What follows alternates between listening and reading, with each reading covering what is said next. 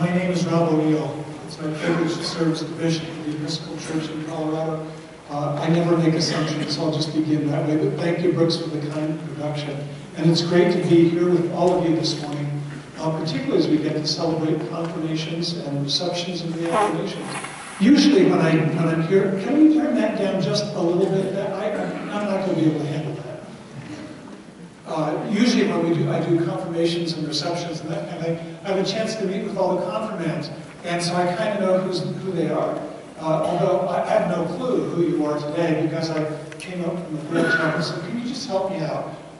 If you're being confirmed or received or reaffirming your baptism today, I'm guessing, but can you just raise your hand so I know who you are? No, raise the hand, right? So I can say, oh good. Any in the back? You're all up front. Great. Thank you very much. Good to meet you. I'm glad you're here. Before I let the day go by, this is one of the last visitations I get to make as bishop of this diocese. I just want to express a word of thanks. I've been around the Episcopal Church in Colorado since 1981. I've had 37 years of service that has woven in and out of the life of this diocese. I've been all over Colorado, in and out of all of our 114 congregations and institutions in the mountains and the valleys and plains. My family roots are in Colorado. My kids are fifth generation in Colorado. So it's a very special place for me. But I have been able to see something of the trajectory of the life of the Episcopal Church in Colorado. And one of the things I'm quite aware of is the wonderful trajectory of the ministry of the Episcopal Church here in the Vail Valley over all those many years. From a simple little isolated chapel to this ministry that extends up and down the valley and beyond in this wonderful new building, this interfaith chapel here in Edwards. So may I just say thank you to all of you for your faithfulness in responding to God's call in this corner of God's kingdom. And may I say thank you to you, Brooks, for your leadership over many years, and Emily for your leadership and care of this congregation in your time here. It's a gift and a blessing, and I'm deeply, deeply grateful. This morning I want to talk about relationship. I want to begin by saying this. There is actually only one relationship that matters. Only one. Of all the many relationships you have that you may be drawn to, that you may cherish, that you may value, of those relationships that are a pain in your side, of those relationships that challenge you, that you find difficult, of your relationship with people you fear or dislike, of all the relationships you have hope for and faith in, and all of those relationships that may or may not have betrayed you or you fear will betray you at some point in the world. Out of all the many relationships all of us have as human beings, with all of their complexity and contours and intricacy, there is only one relationship that matters, ever. It is our relationship with love. With me? In the first letter of John, John makes this statement. God is love. Period. End of sentence. OMG. It does not get any more direct than that. God is love. Period. The very essence of divine life is love. The source of all life is love. The energy that sustains us in every moment, that gives us breath and thought and movement, is love. God is love, John writes. And then he goes on to say, and anyone who loves knows God. Really? That's the threshold. God is love, and anyone who loves knows God, and he goes on to say, and is born of God. Jesus only gave his disciples one commandment.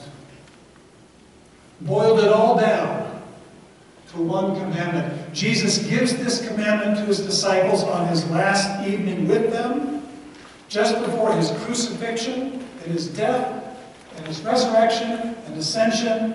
His parting words to his disciples. He says, "This is my commandment." Not plural, singular. This is my commandment, that you love one another as I have loved you. Which is to say, without condition, without qualification, without exception, all the way. This is my commandment, that you love one another as I have loved you, all the way, all in, even to the point of death. And in this morning's reading from Thessalonians, we hear the words of Paul, who writes this: "May the Lord make you increase and abound in love for one another."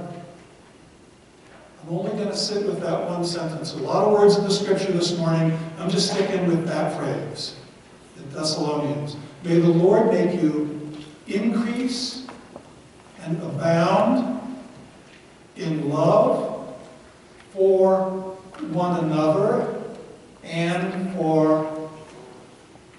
You can actually look at your bulletin if you want. Find 1 Thessalonians if you want. Find the sentence. May the Lord make you increase and abound in love for one another and for all. And there you are. Look at those words. Increase. This relationship that is ours in love and to love and for love is something that is moving and is dynamic. It is not static. It is not stagnant. It is not withering away. It is moving. It is dynamic. It is living. It is breathing. And it has only one trajectory, which is to increase. May you increase and abound. This relationship we have with love is not parsimonious. God is not chintzy. Amen. He's Scottish.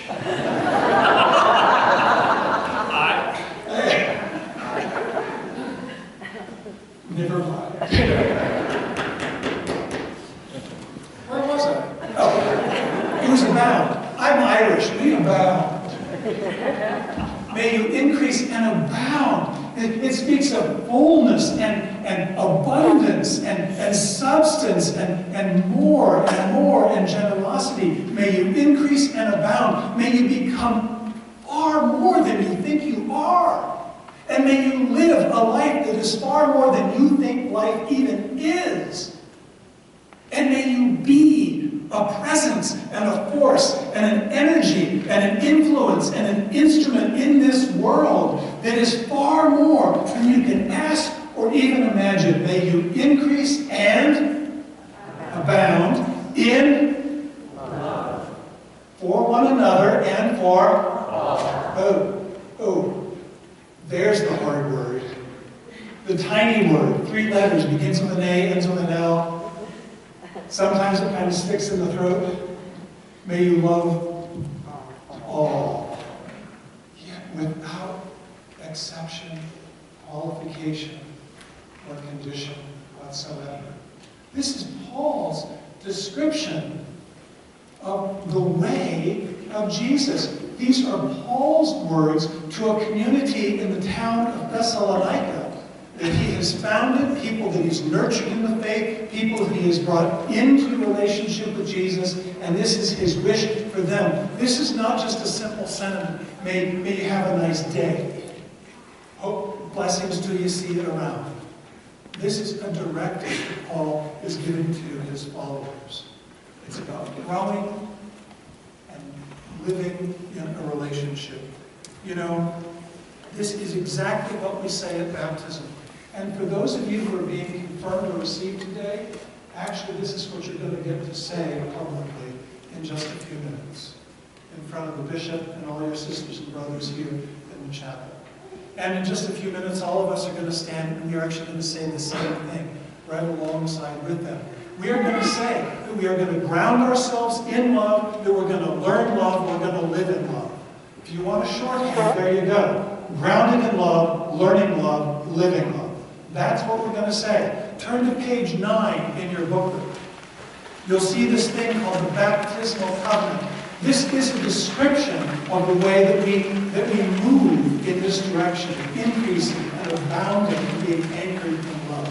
We begin with the words of the Apostles' Creed, question and answer form. We say, I believe in God the Father, God the Son, and God the Holy Spirit. They are ancient words to be sure, but it is a way of saying that we are going to anchor ourselves in the very source of our own life, and we are going to live out of the richness of that ground. I believe, I believe, I believe in God the Father, God the Son, and God the Holy Spirit. I'm going to ground myself in this divine and living relationship that is the one true God, that holds everything in being in every moment, and that is the source in which I'm going to anchor my life.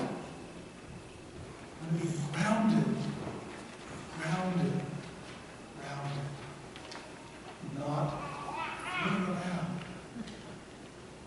not tossed around, anchored, grounded, centered, solid. And then look what we say. We go on to say that we will not only be grounded, but we will learn love.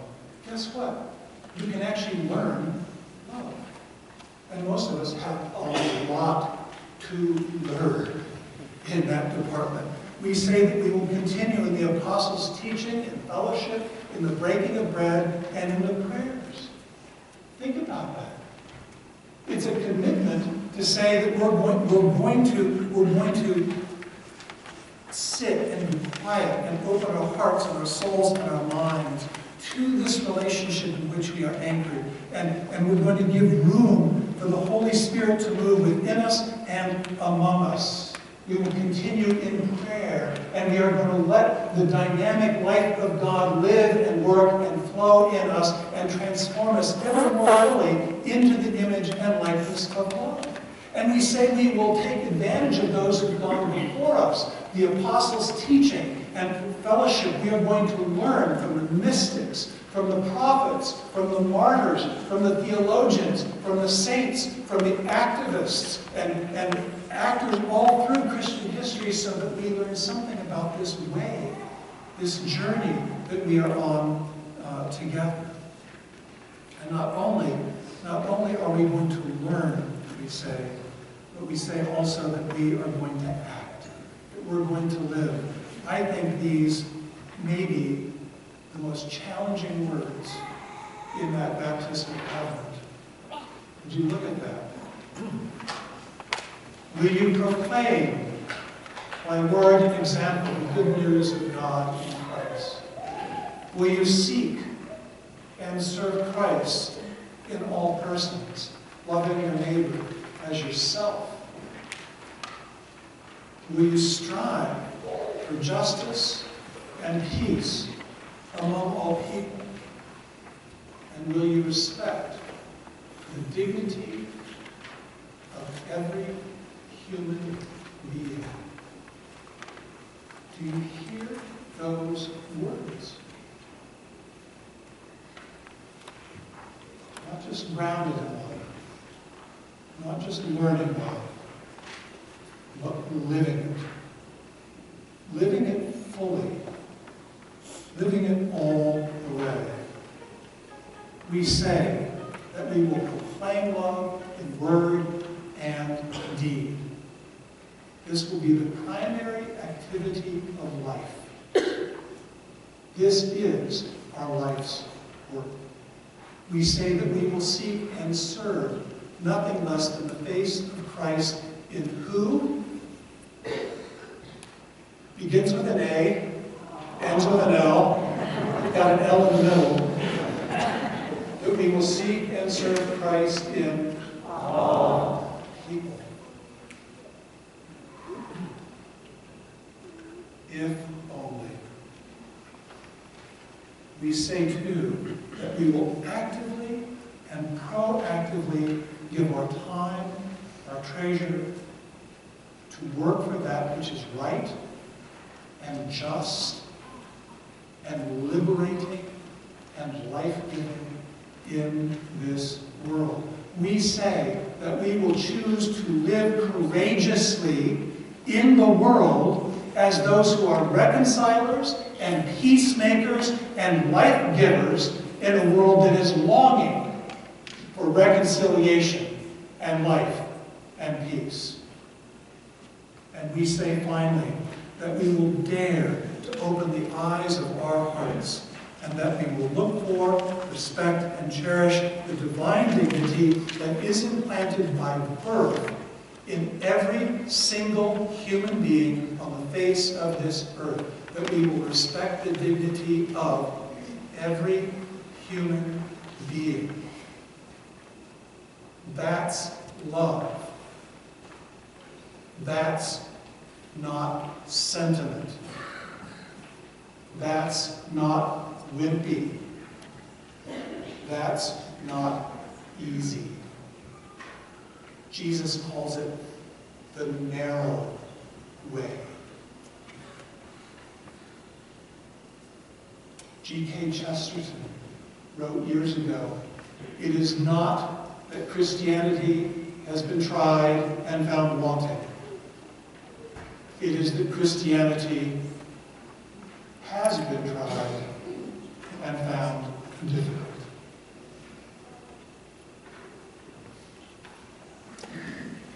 The living water of which Jesus speaks cannot be discovered by drilling down a mere 10 feet and hoping to find it. It's not there.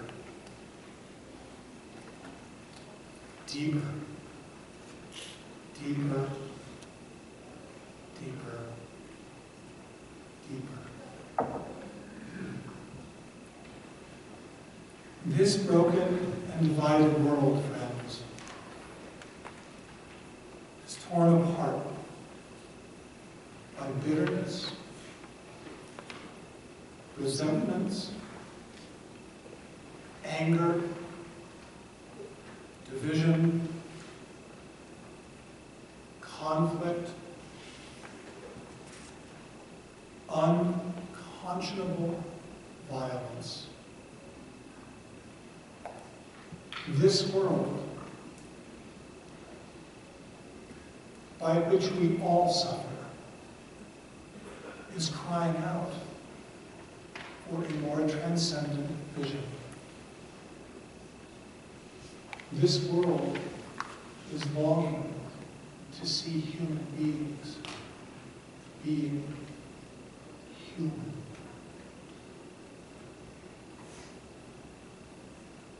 This world is longing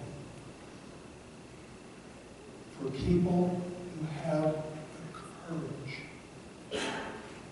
the will, the determination, the faith to invest themselves and all that they have in this way of love. So my words to you today,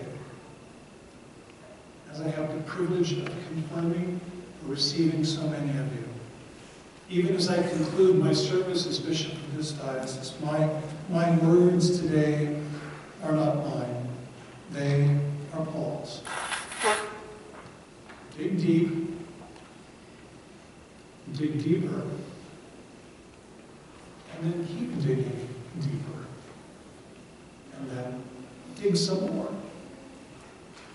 May the Lord make you